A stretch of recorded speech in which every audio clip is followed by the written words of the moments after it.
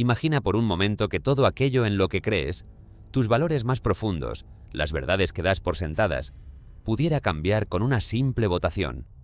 Que un grupo de hombres reunidos en una sala decidiera qué es verdad y qué es error, qué debes creer y qué debes rechazar. Suena inquietante, ¿verdad? Pero eso es exactamente lo que sucedió hace más de 1700 años, en habitaciones llenas de incienso y debates acalorados, donde obispos, emperadores y teólogos moldearon el cristianismo tal como lo conocemos hoy. Durante los primeros 3 siglos de nuestra era, el cristianismo era un mosaico vibrante y caótico de interpretaciones. En Alejandría, algunos creían que Jesús era completamente divino, un ser celestial que solo parecía humano.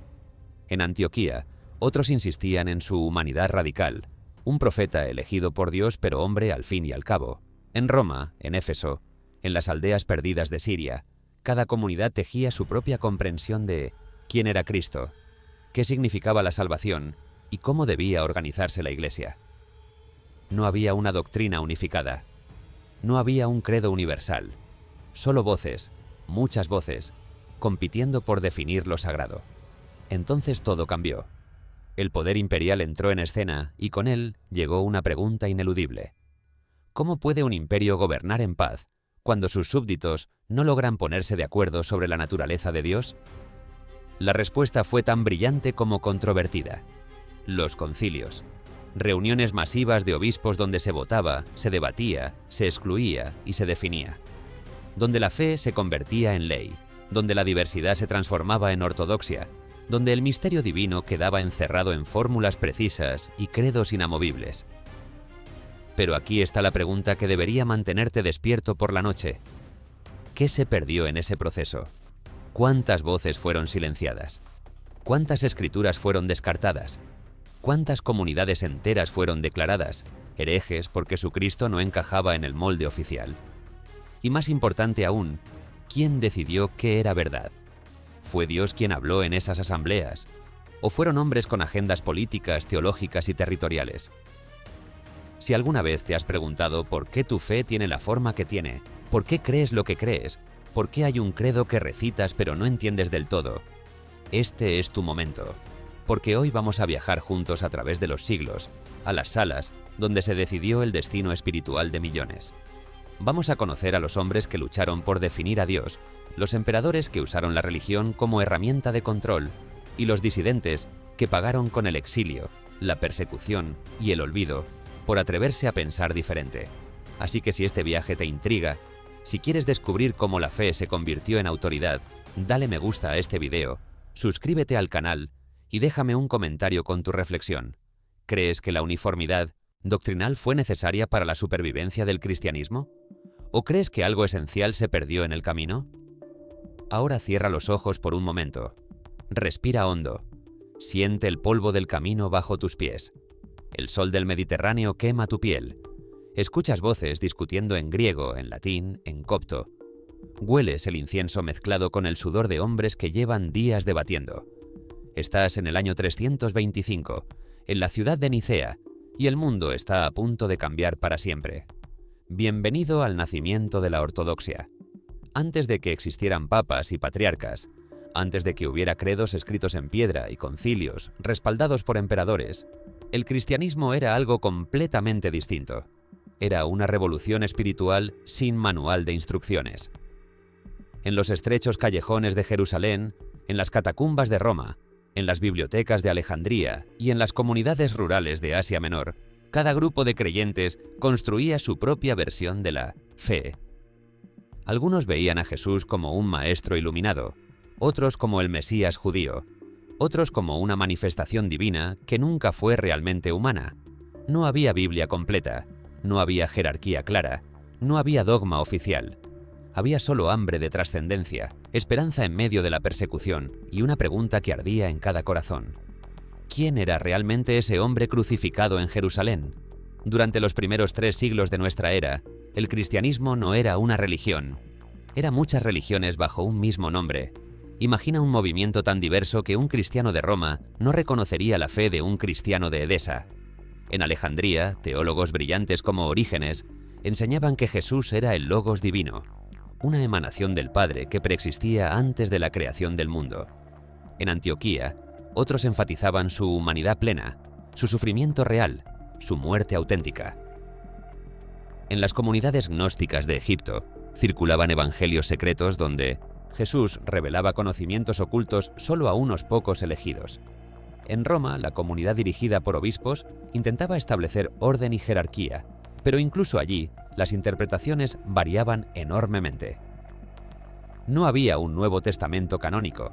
Circulaban decenas de evangelios, epístolas, apocalipsis y hechos apócrifos. El Evangelio de Tomás, el Evangelio de Pedro, el Evangelio de María Magdalena, el Pastor de Hermas, la Didaché, la Epístola de Bernabé, todos eran leídos con devoción en distintas comunidades. ¿Quién decidía cuáles eran inspirados por Dios y cuáles no? Nadie.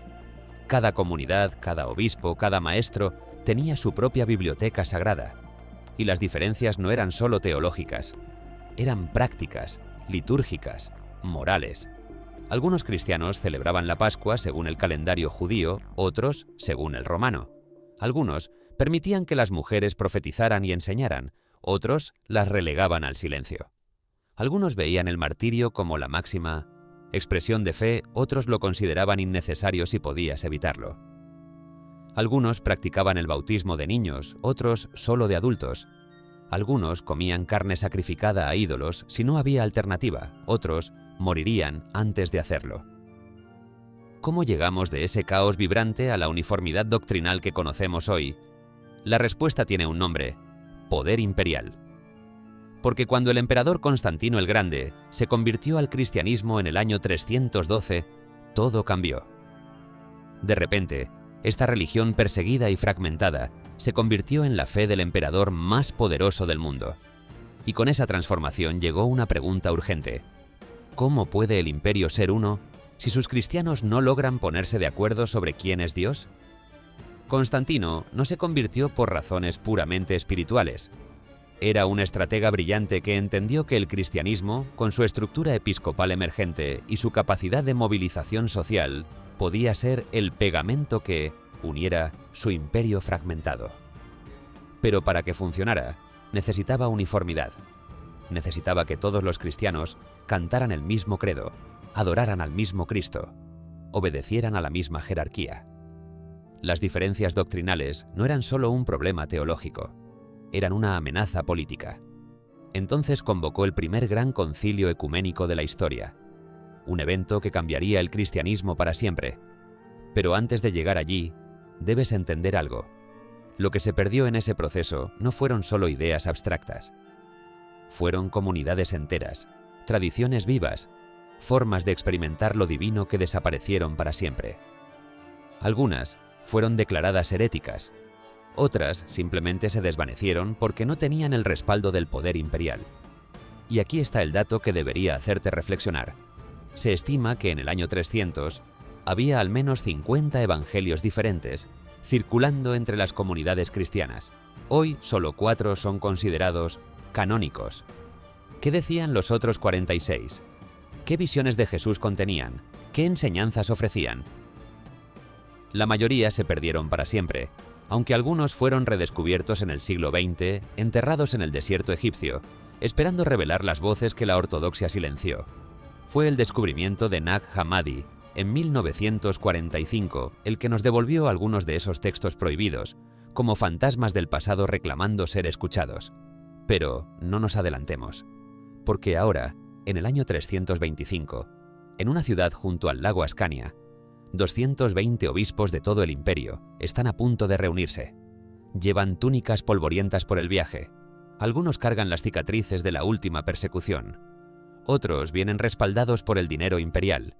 Todos saben que lo que decidan aquí no será solo teología, será historia. Y mientras entran en la gran sala del Palacio Imperial, mientras se inclinan ante el emperador, Sabim-en-Deben, vestido de púrpura, algo antiguo está muriendo y algo nuevo está naciendo. La era de la diversidad cristiana está llegando a su fin. La era de la ortodoxia imperial está a punto de comenzar. El 20 de mayo del año 325, en una sala resplandeciente del Palacio Imperial de Nicea, ocurrió algo sin precedentes. un grupo de hombres votó sobre la naturaleza de Dios.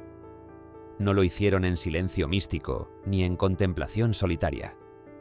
Lo hicieron gritando, argumentando, citando escrituras y amenazándose mutuamente con la excomunión.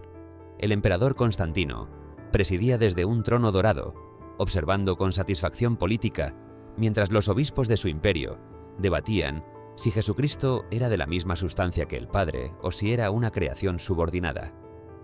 Al final del día, una fórmula ganaría, las otras serían declaradas herejía, y millones de cristianos de las generaciones futuras recitarían esas palabras sin saber que fueron el resultado de mendobetenderepellos, negociaciones, compromisos y presión imperial. Nicea no fue solo un concilio, fue un espectáculo de poder. Constantino quería demostrar que él, el emperador que había legalizado el cristianismo apenas 13 años antes, podía controlar incluso la teología de su imperio.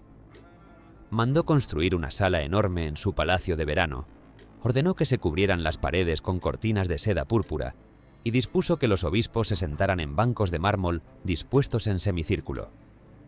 Él mismo entraría último, vestido de oro, para dejar claro quién tenía la autoridad final. El problema que había convocado el concilio tenía un nombre: Arrio. Este presbítero de Alejandría enseñaba que Jesús, aunque divino, no era eterno como el Padre. Según Arrio, hubo un tiempo en que el Hijo no existía. Era la creación más perfecta de Dios, pero creación al fin y al cabo. Esto sonaba lógico para muchos. Preservaba la absoluta unicidad de Dios y explicaba cómo Jesús podía orar al desasas el pariqueintes, Padre. Pero para otros, especialmente para el obispo Alejandro y su joven diácono Atanasio, esto era una blasfemia intolerable. Si Cristo no era plenamente Dios, entonces la salvación misma estaba en peligro. Solo Dios podía salvar a la humanidad, no una criatura intermedia. Los debates duraron semanas. Imagina el calor sofocante de junio en Asia Menor, 200 hombres apiñados en una sala sin ventilación, discutiendo términos filosóficos en griego. Algunos obispos eran teólogos brillantes que manejaban conceptos platónicos con facilidad. Otros eran pastores rurales que apenas sabían leer. Algunos llevaban las marcas de la tortura sufrida bajo las persecuciones de Diocleciano, con ojos ciegos o manos mutiladas. Otros eran jóvenes ambiciosos que veían en el concilio una oportunidad de ascender en la jerarquía. Constantino, que no entendía casi nada de teología y ni siquiera estaba bautizado todavía, intervenía constantemente. No le importaba la precisión doctrinal, le importaba la unidad. Cuando los debates se estancaban, golpeaba la mesa y exigía que llegaran a un acuerdo. Fue él quien sugirió la palabra clave que resolvería el conflicto: homoousios consubstancial. Una palabra que no aparece en ninguna escritura, pero que expresaba perfectamente lo que los antiarrianos querían decir: que el Hijo era de la misma sustancia que el Padre, no inferior, no subordinado, no creado. Arrio y sus seguidores se resistieron. Argumentaron que esa palabra era peligrosa, que implicaba una fusión de personas que destruía la distinción entre el Padre y el Hijo, pero estaban en minoría. Al final, solo 2 obispos se negaron a firmar el credo formulado en Nicea. Fueron exiliados inmediatamente, sus escritos fueron quemados, y el mensaje fue claro: disentir de la ortodoxia imperial ahora tenía consecuencias políticas, no solo espirituales. El credo de Nicea era breve pero revolucionario. Declaraba que Jesucristo era Dios verdadero de Dios verdadero, engendrado no creado, consubstancial con el Padre. Y terminaba con una condena explícita: aquellos que dijeran que hubo un tiempo en que el Hijo no existió, o que era de una sustancia diferente al Padre, eran anatema, malditos, excluidos de la comunión de la Iglesia. Pero aquí está lo fascinante: la controversia no terminó con Nicea. Durante los siguientes 50 años, el arrianismo resurgió repetidamente. Algunos emperadores posteriores apoyaron versiones modificadas del arrianismo, y obispos que habían firmado en Nicea retractaron su firma bajo presión. Atanasio, el gran defensor de Nicea, fue exiliado 5 veces de su sede en Alejandría. La ortodoxia no fue una victoria única, fue una guerra de desgaste que duró generaciones. Y aquí está el dato que debería hacerte pensar. Cuando los godos, los vándalos y otros pueblos germánicos se convirtieron al cristianismo en los siglos IV y V, Abrazaron el arrianismo, no la ortodoxia nicena. Esto significa que, durante siglos, grandes regiones de Europa occidental fueron cristianas arrianas. Solo fue con las conquistas y conversiones posteriores que la ortodoxia nicena se impuso definitivamente. La historia no es tan lineal como nos gusta pensar, pero en aquel caluroso día de junio del año 325, mientras los obispos firmaban el credo con tinta roja sobre pergamino blanco, algo irreversible había ocurrido. Por primera vez en la historia, un concilio respaldado por el poder imperial había definido qué era ortodoxia y qué era herejía. El método estaba establecido. De ahora en adelante, las grandes preguntas de la fe se resolverían no mediante la inspiración mística o el consenso comunitario, sino mediante debates formales, votaciones y decretos imperiales. La fe se había convertido en ley, el misterio en fórmula, y el cristianismo nunca volvería a ser el mismo. Mientras los obispos salían de Nicea, algunos satisfechos y otros amargados, una pregunta quedaba, flotando en el aire polvoriento. ¿Habían definido a Dios o lo habían encerrado en una jaula de palabras humanas?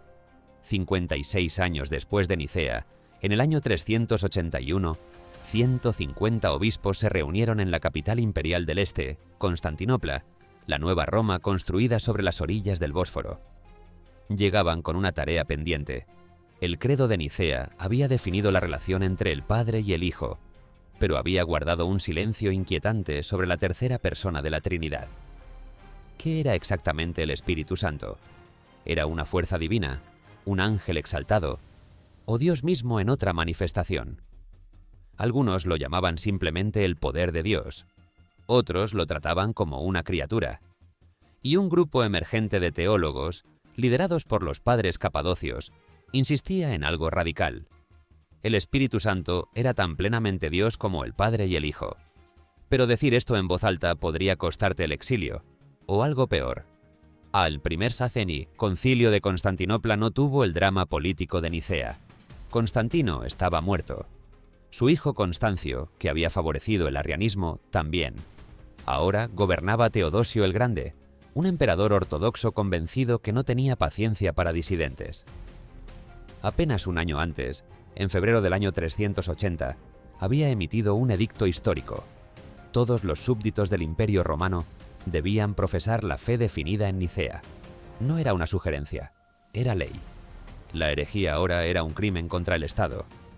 Los obispos reunidos en Constantinopla sabían que estaban allí para completar la obra de Nicea, para cerrar las brechas que los herejes habían explotado durante décadas.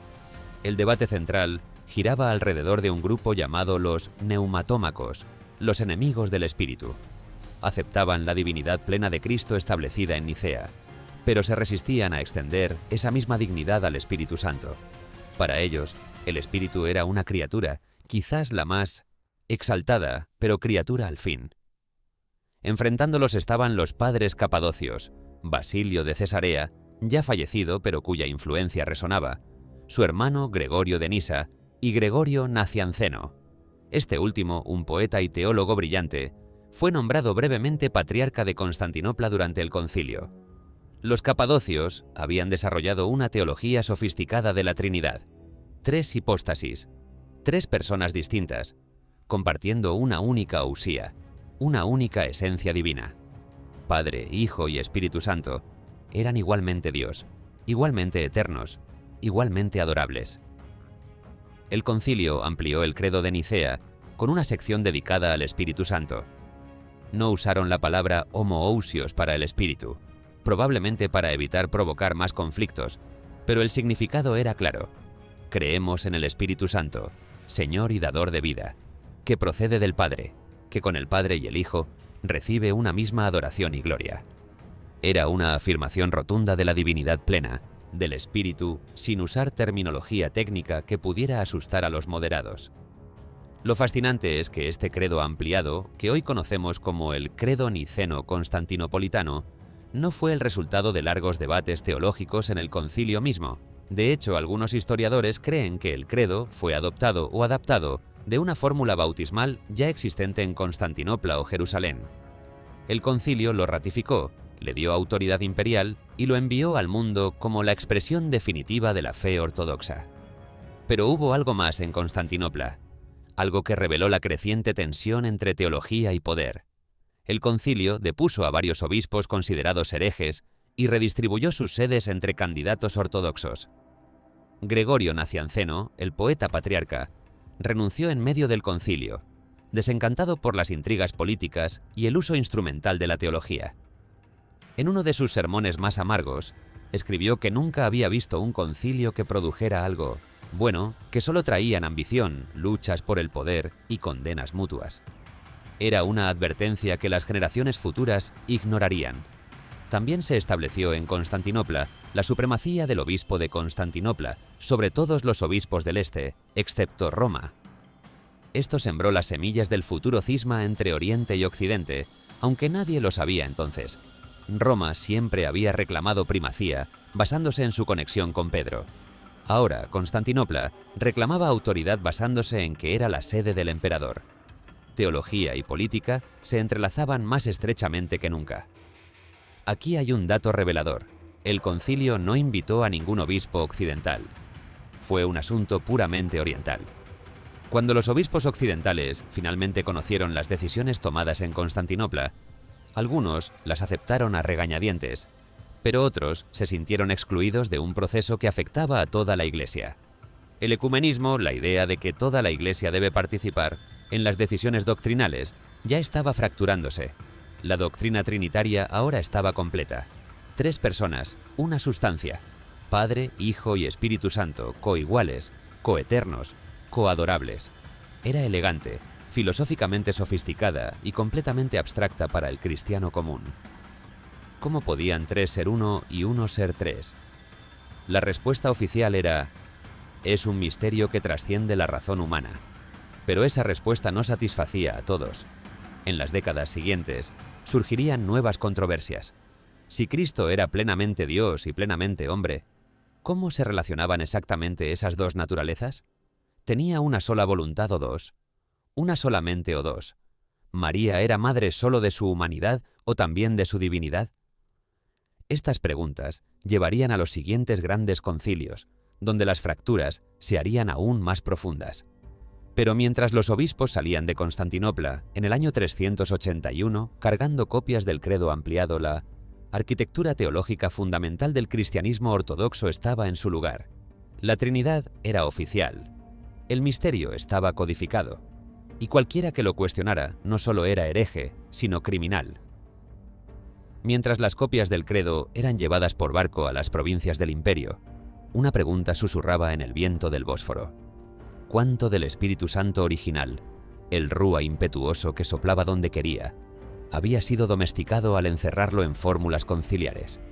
En junio del año 431, en la antigua ciudad portuaria de Éfeso, donde 2 siglos antes el apóstol Pablo había enfrentado a los plateros adoradores de Artemisa, 200 obispos se reunieron para resolver una pregunta que amenazaba con partir el imperio en dos. ¿Era María madre de Dios o solo madre del hombre Jesús?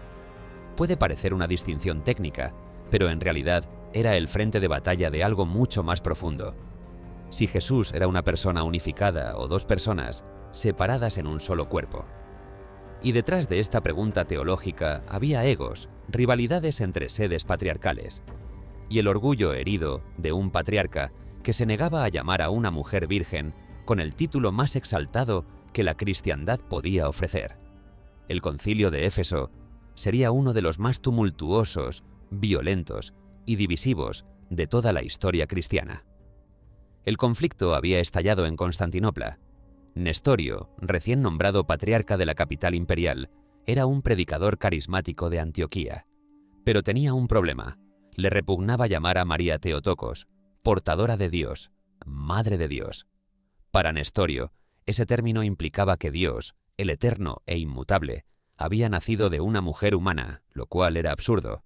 Prefería llamarla Cristotokos, madre de Cristo, para enfatizar que María había dado a luz al hombre Jesús, no a la divinidad que habitaba en él. Esto escandalizó a muchos, especialmente a Cirilo, el patriarca de Alejandría. Cirilo era un teólogo brillante y un político despiadado. Vio en las enseñanzas de Nestorio no solo un error teológico, sino una oportunidad de humillar a la sede rival de Constantinopla. Para Cirilo, la posición de Nestorio implicaba que en Jesús había dos personas separadas, una divina y una humana, unidas solo moralmente. Esto destrozaba la soteriología cristiana. Si el que murió en la cruz fue solo el hombre Jesús y no Dios mismo, entonces la salvación no se había logrado. Solo Dios podía salvar a la humanidad, y eso requería que Dios mismo asumiera plenamente la naturaleza humana, naciera de María y muriera en el Calvario. El emperador Teodosio II convocó el concilio para resolver el conflicto, pero desde el principio todo salió mal. Cirilo llegó primero a Éfeso con una delegación enorme y tomó el control del proceso. Sin esperar a que llegaran los obispos partidarios de Nestorio ni el legado papal, convocó la primera sesión y condenó a Nestorio en un solo día. Nestorio estaba en su alojamiento cuando le informaron que había sido depuesto y excomulgado. Estalló en furia, acusando a Cirilo de manipular el concilio. Cuando finalmente llegaron los obispos pro Nestorio, liderados por Juan de Antioquía, convocaron su propio concilio y condenaron a Cirilo. Durante semanas, Éfeso tuvo dos concilios simultáneos condenándose mutuamente. El emperador, desesperado, arrestó tanto a Nestorio como a Cirilo y los mantuvo encerrados mientras intentaba mediar. Las calles de Éfeso eran un caos de monjes, obispos y laicos, gritando consignas teológicas y casi llegando a los golpes. La población de Éfeso respaldaba fervientemente a Cirilo. María era profundamente venerada en esa ciudad, donde según la tradición había vivido sus últimos años bajo el cuidado del apóstol Juan. La idea de que María no fuera Theotokos, Madre de Dios, era una afrenta personal. Cuando los obispos salieron de la primera sesión habiendo condenado a Nestorio, la multitud los recibió con procesiones de antorchas, cánticos de victoria y gritos de Theotokos, Theotokos. El resultado final fue una victoria aplastante para Cirilo. Nestorio fue depuesto permanentemente, exiliado primero a un monasterio en Siria y luego al oasis de Karga, en el desierto egipcio, donde murió años después amargado y olvidado.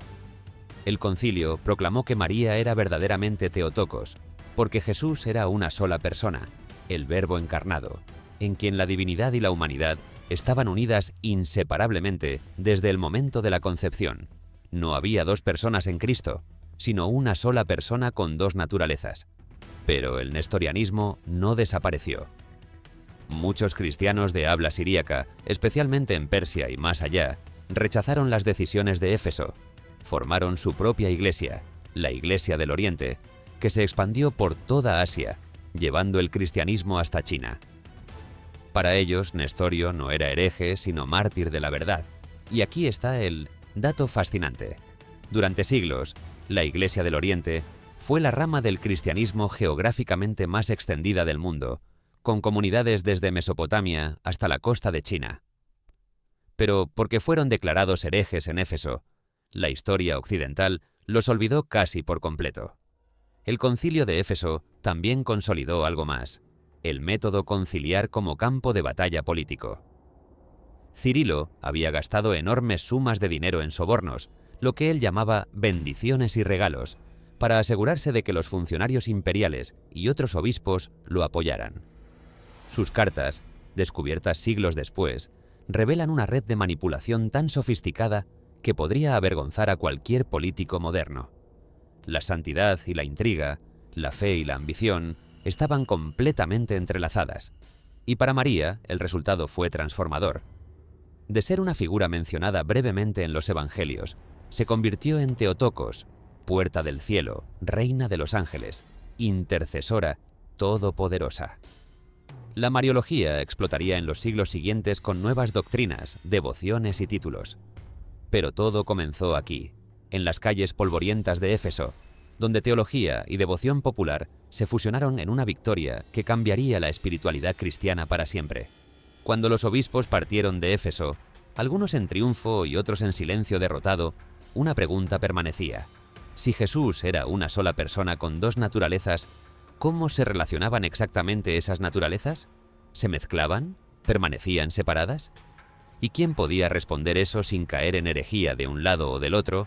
Era algo que solo el tiempo y el siguiente concilio podrían revelar. 20 años después del tumulto de Éfeso, En octubre del año 451, más de 500 obispos cruzaron el Bósforo hacia la ciudad de Calcedonia, justo frente a Constantinopla. Venían a resolver la crisis que Éfeso había intentado cerrar, pero solo había profundizado. Si Jesús era una persona con dos naturalezas, divina y humana, ¿cómo se relacionaban esas naturalezas? ¿Se fusionaban en una sola naturaleza mixta? ¿Permanecían separadas y distintas? Era una pregunta que dividía imperios, ciudades y familias. Y la respuesta que salió de Calcedonia satisfaría a Roma, pero enfurecería a Egipto, Siria y Armenia.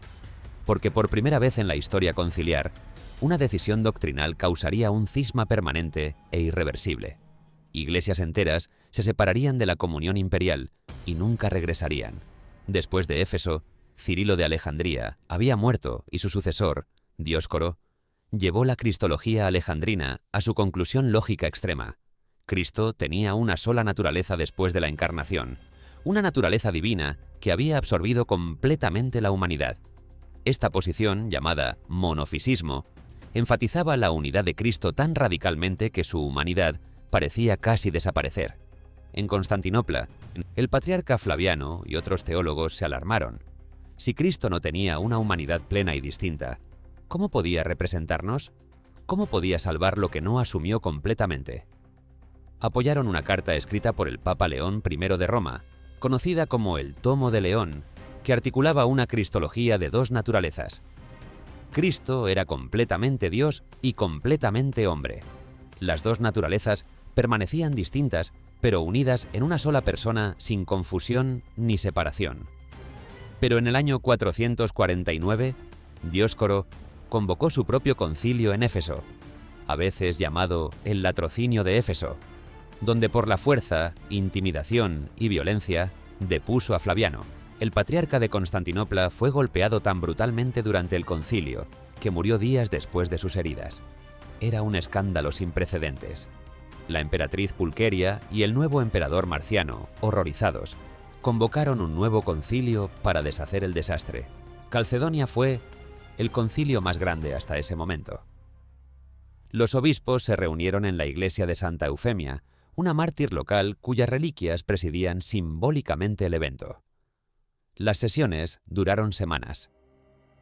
Las actas del concilio, que sobreviven en forma casi completa, revelan debates intensos, interrupciones constantes, gritos de anatema y acusaciones mutuas de herejía. El resultado fue la definición de Calcedonia, un texto elegante y cuidadosamente equilibrado que intentaba satisfacer a todos y no satisfizo completamente a nadie. Declaraba que Cristo era una persona en dos naturalezas, divina y humana, sin confusión, sin cambio, sin división, sin separación.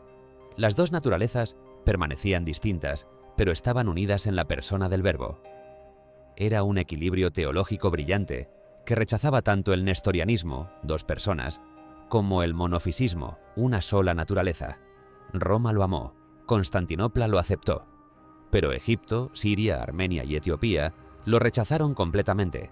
Para ellos, Calcedonia traicionaba el espíritu de Éfeso y la cristología de Cirilo. Sostenían que hablar de dos naturalezas dividía a Cristo. Preferían la fórmula mia physis, una naturaleza del Dios Verbo encarnado. No eran monofisitas en el sentido técnico, pero los calcedonios los etiquetaron así de todos modos. El cisma fue inmediato y permanente. La iglesia copta de Egipto, la iglesia siríaca ortodoxa, la iglesia armenia y la iglesia etíope se separaron de la comunión con Constantinopla y Roma. No fue solo un desacuerdo teológico, fue también una rebelión contra el imperialismo griego. Los cristianos de habla copta, siríaca y armenia se sentían marginados por el centro imperial. Calcedonia se convirtió en el símbolo de su opresión teológica y cultural. Los emperadores bizantinos pasarían los siguientes 2 siglos intentando desesperadamente reunificar a los cristianos. Propusieron compromisos, escribieron nuevas fórmulas, convocaron más concilios, pero nada funcionó. El cisma solo se profundizó. Y aquí está el dato devastador. Cuando los ejércitos musulmanes conquistaron Egipto, Siria y el Medio Oriente en el siglo VII, muchos cristianos no calcedonios los recibieron casi con alivio. Preferían vivir bajo gobernantes musulmanes que respetaran su identidad religiosa que bajo emperadores bizantinos que constantemente intentaban forzarlos a aceptar Calcedonia. Calcedonia también estableció algo más: la supremacía creciente del obispo de Roma. El Papa León había exigido que su tomo fuera leído y aceptado en el concilio. Cuando finalmente lo fue, sus legados gritaron: «Pedro ha hablado a través de León».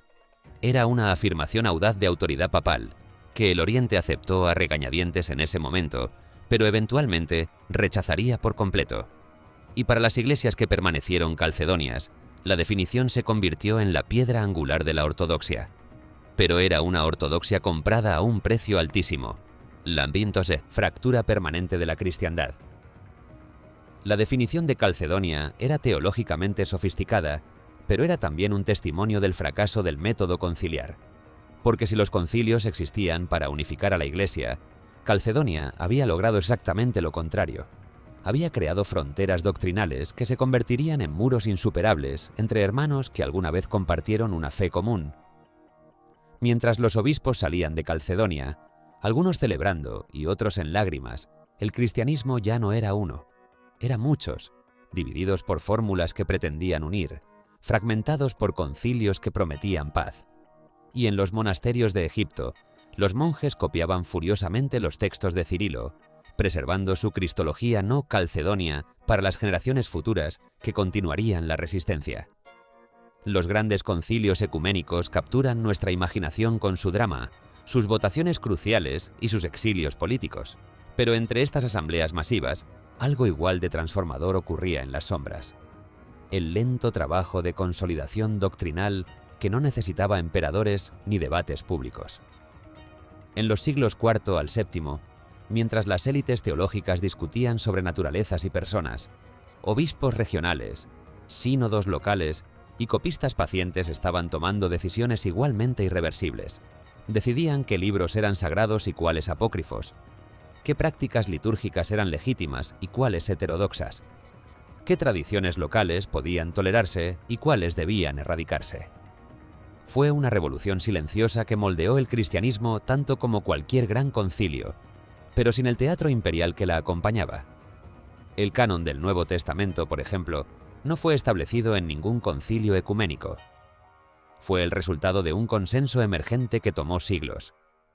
En el año 367, Atanasio de Alejandría escribió una carta pascual a sus iglesias, enumerando los 27 libros que consideraba inspirados. Era la primera vez que alguien proponía exactamente el canon que los cristianos usan hoy. Pero no fue aceptado inmediatamente en todas partes. Algunos libros permanecían en disputa.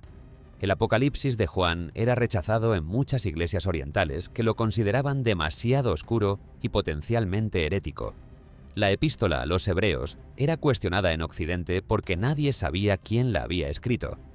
El Pastor de Hermas y la Didaché eran leídos con devoción en muchas comunidades, pero eventualmente fueron excluidos del canon oficial.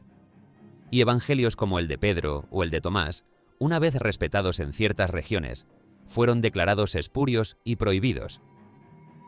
Los concilios regionales hicieron el trabajo sucio de cerrar el canon. El Concilio de Roma del año 382, bajo el Papa Dámaso, produjo una lista de libros canónicos. El Concilio de Hipona del año 393 y el Concilio de Cartago del año 397 confirmaron el mismo canon. Estos no eran concilios ecuménicos, pero su influencia fue duradera. Gradualmente, las iglesias de todo el imperio aceptaron esos 27 libros como normativos. ¿Qué pasó con los otros textos? Fueron copiados cada vez menos. Las bibliotecas dejaron de preservarlos, los maestros dejaron de citarlos. Eventualmente simplemente desaparecieron. Algunos fueron intencionalmente destruidos, otros se perdieron por negligencia. Solo fue en el siglo XX, con descubrimientos como los manuscritos de Nag Hammadi y Qumran, que algunos de estos textos prohibidos resurgieron del polvo del desierto, revelando una diversidad cristiana primitiva que la ortodoxia había intentado borrar. Pero no solo se consolidó el canon bíblico, también la liturgia. Las formas de adoración variaban enormemente entre regiones en el cristianismo primitivo. Algunos celebraban la Eucaristía diariamente, otros semanalmente. Algunos usaban pan con levadura otros sin levadura. Algunos permitían que laicos predicaran, otros reservaban esto exclusivamente para el clero ordenado. Gradualmente, las liturgias fueron estandarizadas. La liturgia de San Basilio y la liturgia de San Juan Crisóstomo se convirtieron en las normas del Oriente. Roma desarrolló su propia liturgia que eventualmente se convertiría en la misa tridentina. La estandarización no fue neutral, reflejaba y reforzaba jerarquías de poder. Las liturgias urbanas, especialmente las de las grandes sedes patriarcales, reemplazaron las liturgias rurales. Las prácticas griegas y latinas marginalizaron las tradiciones siríacas, coptas y armenias. Y cualquier práctica que recordara demasiado al paganismo o al judaísmo era sistemáticamente eliminada. Los sínodos locales también fueron cruciales para definir la ortodoxia práctica. Decidían cuestiones como: ¿pueden los obispos ser transferidos de una sede a otra? ¿Pueden los sacerdotes casarse? ¿Cuánto ayuno es obligatorio? ¿Pueden las mujeres ser diaconisas? Estas decisiones variaban por región, pero eventualmente las prácticas de las iglesias más poderosas se impusieron sobre las demás. Y luego estaba el trabajo de los teólogos que escribían en sus estudios sin mandato imperial, pero cuya influencia era inmensa. Agustín de Hipona, escribiendo en el norte de África a principios del siglo V, produjo textos sobre la gracia, el pecado original y la predestinación que moldearían el cristianismo occidental para siempre. Gregorio Nacianceno, Basilio de Cesarea y Gregorio de Nisa refinaron la doctrina trinitaria sin necesidad de concilios. Juan Crisóstomo predicaba sermones que definían la ética cristiana para generaciones. Estos hombres no tenían autoridad oficial para definir doctrina, pero sus escritos se volvieron tan influyentes que prácticamente adquirieron estatus normativo. Citar a Agustín o a Basilio en una disputa teológica era casi tan poderoso como citar las Escrituras. Se convirtieron en padres de la Iglesia, una categoría vaga pero inmensamente poderosa que les otorgaba autoridad doctrinal póstuma. También surgieron las reglas monásticas que moldearían la espiritualidad cristiana tanto como cualquier credo. Basilio el Grande escribió reglas para monjes que enfatizaban el trabajo, la oración comunitaria y la obediencia. Benito de Nursia crearía en el siglo VI la regla benedictina que se convertiría en la norma del monacato occidental. Estos textos no eran doctrina oficial, pero definían la vida cristiana para miles de personas. Y aquí está el dato fascinante. Mientras los concilios debatían sobre la naturaleza de Cristo, el cristianismo ordinario estaba siendo moldeado más por estos procesos silenciosos que por las definiciones ecuménicas. El campesino egipcio sabía poco sobre homoousios o dos naturalezas, pero conocía los himnos que cantaba en su liturgia, las historias de santos que escuchaba, las reglas de ayuno que seguía. Esa era su ortodoxia vivida, formada no en palacios imperiales, sino en comunidades locales. Pero esta consolidación silenciosa también significó la extinción de alternativas. Las tradiciones cristianas, que no encajaban en el molde emergente, simplemente desaparecieron. Las mujeres líderes, que habían sido prominentes en el cristianismo primitivo, fueron sistemáticamente marginadas por cánones que prohibían su ordenación. Las prácticas carismáticas, como profecía espontánea y glosolalia, fueron domesticadas o eliminadas por liturgias fijas. La creatividad teológica fue reemplazada por la repetición de fórmulas aprobadas. Y la diversidad se convirtió en herejía. Mientras los copistas trabajaban en los scriptoria monásticos, copiando una y otra vez los mismos textos aprobados, mientras dejaban que otros se desintegraran, el cristianismo estaba siendo congelado en una forma específica. Era una forma impresionante, coherente y poderosa, pero era solo una de las muchas formas que el cristianismo podría haber tomado. Casi 500 años después del primer concilio de Nicea, en septiembre del año 787, 350 obispos se reunieron nuevamente en aquella ciudad junto al lago. Pero esta vez no venían a debatir sobre la naturaleza de Dios. Venían a resolver una guerra que había desgarrado el imperio bizantino durante generaciones. Era legítimo crear y venerar imágenes de Cristo, la Virgen y los santos. Para muchos, especialmente en las regiones fronterizas con el Islam, las imágenes eran ídolos, violaciones del mandamiento que prohibía hacer imágenes talladas. Pero para otros, especialmente en las ciudades y monasterios, las imágenes eran ventanas al cielo, presencias sacramentales que acercaban lo divino a la tierra. La batalla había costado vidas, destruido innumerables obras de arte y dividido familias. Y ahora, finalmente, se decidiría mediante votación conciliar.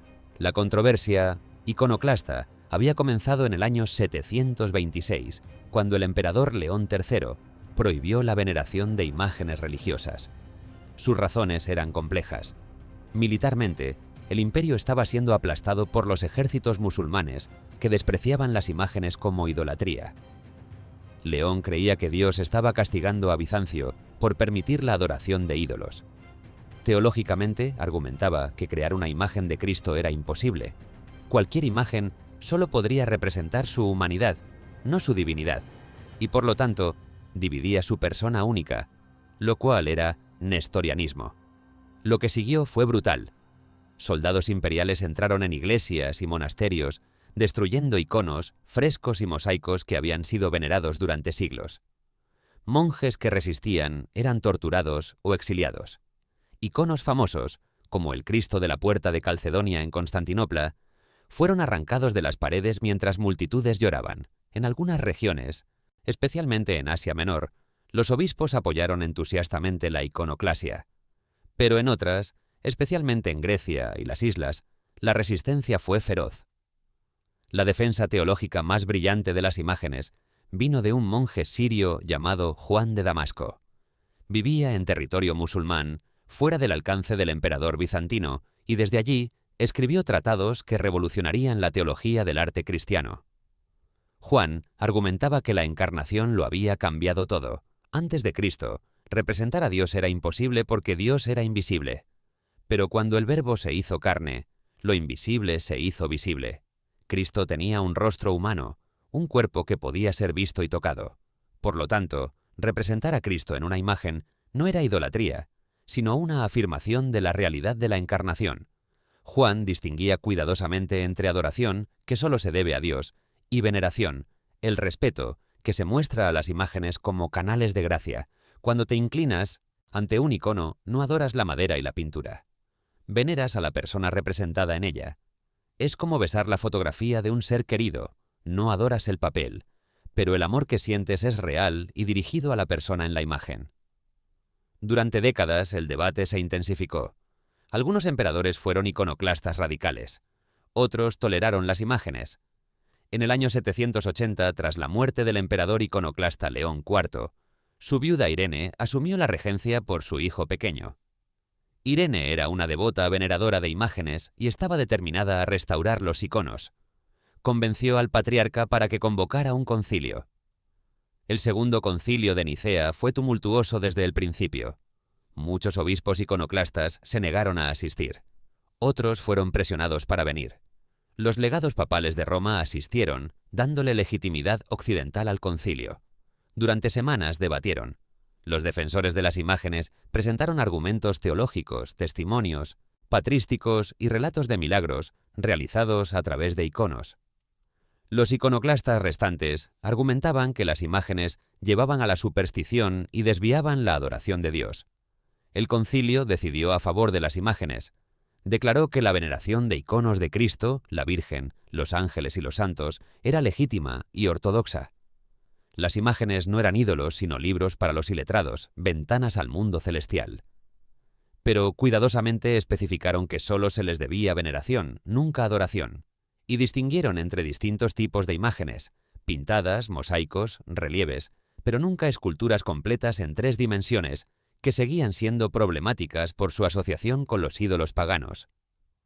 El triunfo parecía completo. Los iconos fueron restaurados. Los monjes volvieron de sus exilios. Las iglesias se llenaron nuevamente de frescos resplandecientes y mosaicos dorados. Pero en el año 814, apenas 27 años después del concilio, un nuevo emperador iconoclasta, León V, reanudó la persecución. La guerra iconoclasta continuaría hasta el año 843, cuando finalmente la emperatriz Teodora restauró definitivamente los iconos en un evento celebrado hasta hoy como la fiesta de la ortodoxia. El segundo concilio de Nicea tuvo consecuencias enormes más allá de la cuestión inmediata de las imágenes. Consolidó una teología del arte que moldearía toda la estética cristiana oriental. El icono no era simplemente una decoración o una ayuda didáctica, era una presencia sacramental, un medio de gracia, un punto de encuentro entre cielo y tierra. Los iconógrafos se convirtieron en teólogos visuales, cada trazo de pintura cargado de significado doctrinal. En Occidente, el concilio fue recibido con ambivalencia. Carlomagno y sus teólogos francos escribieron los libros carolingios, criticando el concilio por ir demasiado lejos en la veneración de imágenes. Roma aceptó las decisiones del concilio, pero con una interpretación más moderada. Esta tensión entre Oriente y Occidente sobre la naturaleza de las imágenes fue una de las muchas fracturas que eventualmente llevarían al gran cisma del año 1054. Y aquí está el dato fascinante. La controversia iconoclasta transformó el arte bizantino. Los iconos, creados después de la restauración final, en el año 843, desarrollaron un estilo altamente teológico y simbólico que evitaba el naturalismo. Las figuras eran hieráticas, bidimensionales, con ojos grandes que miraban eternamente hacia el espectador. No intentaban imitar la realidad física, sino revelar la realidad espiritual. Era un arte que proclamaba victoria sobre la iconoclasia, demostrando que las imágenes podían ser sagradas sin ser idolátricas. Mientras los obispos salían de Nicea en el año 787, llevando copias del decreto conciliar que restauraba los iconos, algo profundo había cambiado en el cristianismo oriental. La belleza visual había sido oficialmente consagrada como un camino hacia Dios. La estética se había convertido en teología, y las iglesias, que habían sido encaladas y despojadas durante la iconoclasia, pronto brillarían nuevamente con dorados, azules y rojos que proclamaban una verdad fundamental, que Dios no solo podía ser pensado y hablado, sino también visto, que lo divino había tocado lo material tan profundamente que incluso la pintura sobre madera podía ser portadora de lo sagrado. Era una victoria para los sentidos, para la imaginación, para la creencia de que la encarnación lo había cambiado todo, hasta la forma en que veíamos el color en una pared. 1000 años después de Calcedonia, el cristianismo occidental enfrentaba su mayor crisis existencial. Un monje alemán llamado Martín Lutero había clavado sus tesis en una puerta de iglesia, desencadenando una revolución religiosa que fragmentaría Europa para siempre.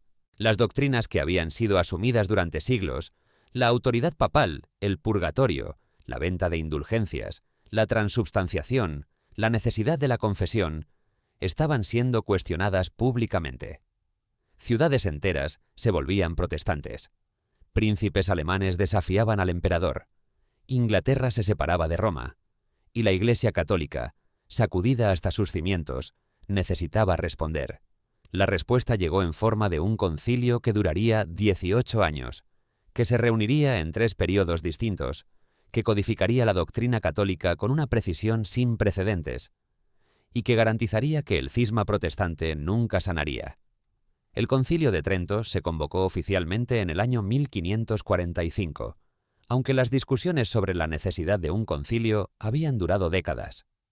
El Papa Paulo III finalmente cedió a la presión del emperador Carlos V, quien desesperadamente buscaba una solución al caos religioso que destrozaba su imperio. Pero desde el principio, el concilio enfrentó problemas logísticos insuperables. Trento era una ciudad pequeña en el norte de Italia, apenas dentro del territorio imperial, pero controlada efectivamente por el Papa. Los protestantes se negaron a asistir, argumentando que un concilio convocado y controlado por el Papa nunca podría ser imparcial. Querían un concilio en territorio alemán, presidido por autoridades seculares. El Papa se negó rotundamente.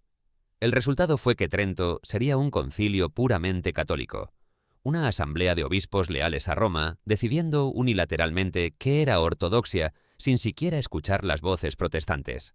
Las sesiones fueron interrumpidas repetidamente. Una plaga forzó el traslado del concilio a Bolonia en el año 1547. Cambios papales suspendieron el trabajo por años, pero durante 3 periodos principales, 1545 a 1547, 1551 a 1552 y 1562 a 1563, los obispos, produjeron decretos que redefinirían el catolicismo. Trento abordó sistemáticamente cada una de las críticas protestantes. Lutero había proclamado que solo la fe salvaba, sin necesidad de obras. Trento respondió que la fe y las obras cooperaban en la salvación, que la gracia de Dios requería la respuesta humana. Lutero había declarado que la Biblia sola era autoridad. Trento afirmó que la tradición y el magisterio de la Iglesia eran igualmente autoritativos. Los protestantes rechazaban 5 de los 7 sacramentos. Trento reafirmó todos los 7 como institutos divinos necesarios para la salvación. Pero Trento fue más allá de simplemente rechazar el protestantismo. Codificó doctrinas que habían sido debatidas incluso dentro del catolicismo. Declaró que el pan y el vino se transformaban sustancialmente en el cuerpo y sangre de Cristo durante la misa, no simbólicamente. Afirmó la existencia del purgatorio y la eficacia de las misas por los difuntos. Defendió el culto a los santos y la veneración de reliquias. Mantuvo el celibato clerical obligatorio. Especificó que la Vulgata latina era la Biblia oficial de la Iglesia, superior a los textos griegos y hebreos que los humanistas preferían. También implementó reformas disciplinarias masivas. Los obispos debían residir en sus diócesis, no ausentarse viviendo en Roma o en sus tierras.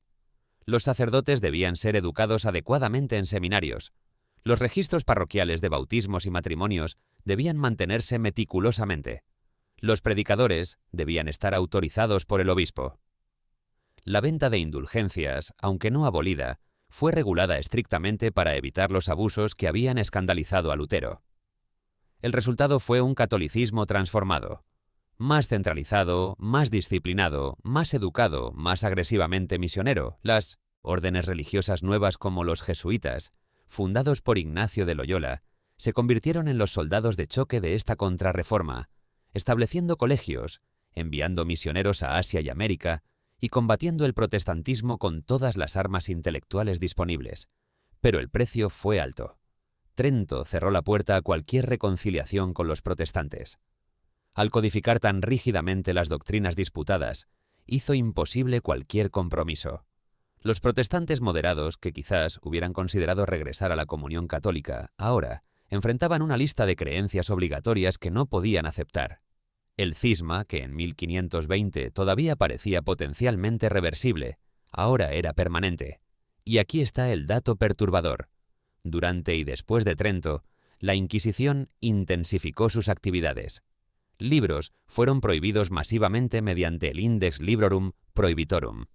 Herejes fueron quemados. Judíos conversos sospechosos de judaizar en secreto fueron perseguidos. La rigidez doctrinal de Trento se tradujo en rigidez social y violencia institucional. La ortodoxia se impuso no solo mediante argumentos teológicos, sino mediante censura, intimidación y castigo. Trento también consolidó algo que ningún concilio anterior había logrado completamente: un catecismo universal. En el año 1566, solo 3 años después del concilio, se publicó el Catecismo Romano, conocido como el Catecismo de Trento. Era una exposición sistemática de toda la doctrina católica, diseñada para ser usada por párrocos al enseñar a sus feligreses. Por primera vez, el catolicismo tenía un texto doctrinal completo, autorizado y universalmente aplicable. No era un credo breve como Nicea, sino un manual exhaustivo que cubría cada aspecto de la fe. La influencia de Trento duraría 400 años. No fue hasta el Segundo Concilio Vaticano, convocado en 1962, que la Iglesia católica reconsideraría algunas de las posturas endurecidas en Trento. Pero incluso el Vaticano II no revocó Trento, solo lo complementó y matizó. Las definiciones dogmáticas de Trento permanecían intocables. Y para los católicos ordinarios, Trento significó la transformación de su experiencia religiosa cotidiana. La misa, ahora codificada en el misal tridentino, sería idéntica en Roma, Madrid, Manila y Lima. El latín, declarado lengua litúrgica oficial, garantizaba uniformidad pero también distanciaba a los fieles que no lo comprendían. Los sacramentos, administrados según rúbricas precisas, perdían la variación local que habían tenido durante siglos. La espontaneidad daba paso a la regulación, la diversidad a la uniformidad, la creatividad teológica local al cumplimiento de normas centrales. Mientras los obispos salían de Trento en diciembre de 1563, exhaustos por 18 años de debates intermitentes, llevaban consigo un catolicismo rediseñado. Era más coherente, más defensible intelectualmente, más capaz de enfrentar los desafíos protestantes. Pero también era más rígido, más centralizado, menos capaz de adaptarse a contextos locales. Habían salvado el catolicismo de la desintegración completa. Pero el cristianismo occidental estaba ahora irrevocablemente dividido entre dos universos doctrinales mutuamente excluyentes, cada uno reclamando ser la verdadera Iglesia de Cristo, cada uno dispuesto a perseguir, exiliar o matar por mantener su versión de la ortodoxia. Y así termina este viaje a través de las salas donde se forjó la ortodoxia, donde el misterio fue encerrado en palabras y las palabras en credos, donde la fe se convirtió en ley y la ley en autoridad.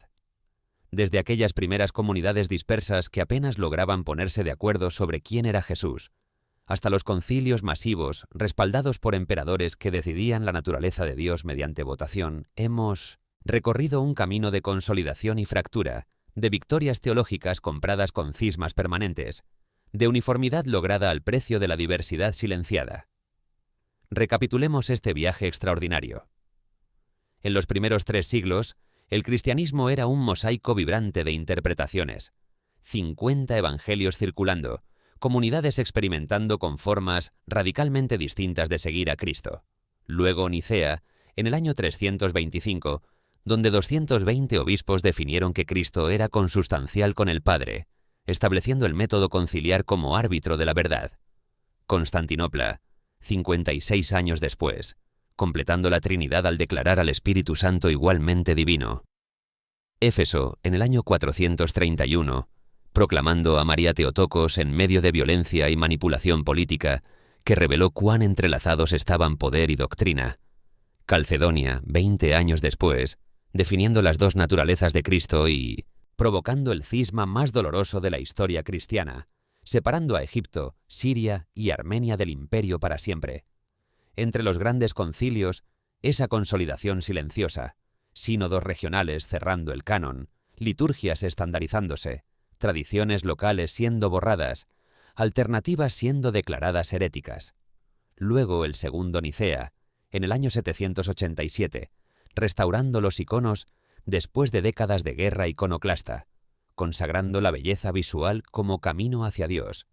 Y finalmente Trento, 1000 años después, respondiendo a la Reforma protestante con una codificación doctrinal tan exhaustiva y rígida que garantizó que el cisma occidental nunca sanaría. Cada concilio prometía unidad y terminaba creando división. Cada definición pretendía clarificar el misterio y terminaba excluyendo a aquellos que experimentaban ese misterio de otra manera. Cada votación, cada decreto, cada anatema era presentado como la voz del Espíritu Santo guiando a la Iglesia hacia la verdad. Pero cuando miras los registros, encuentras política, negociaciones, sobornos que Cirilo llamaba bendiciones, emperadores golpeando mesas exigiendo consenso, obispos siendo golpeados hasta la muerte por no estar de acuerdo. ¿Significa esto que todo fue simplemente política humana sin dimensión divina? No necesariamente. Pero significa que separar lo humano de lo divino en estos procesos es imposible. Los concilios fueron lugares donde hombres sinceros buscaban la verdad, sí. Pero también fueron arenas políticas donde egos, rivalidades entre sedes, intereses imperiales y prejuicios culturales moldeaban los resultados tanto como la inspiración teológica.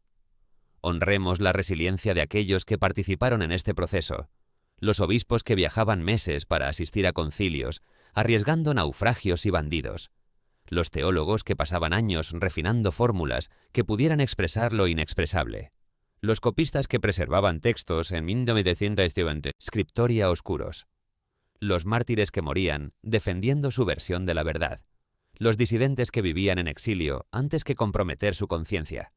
Todos ellos, ortodoxos y herejes, calcedonios y monofisitas, iconófilos e iconoclastas, creían estar sirviendo a Dios, protegiendo la fe, salvando almas.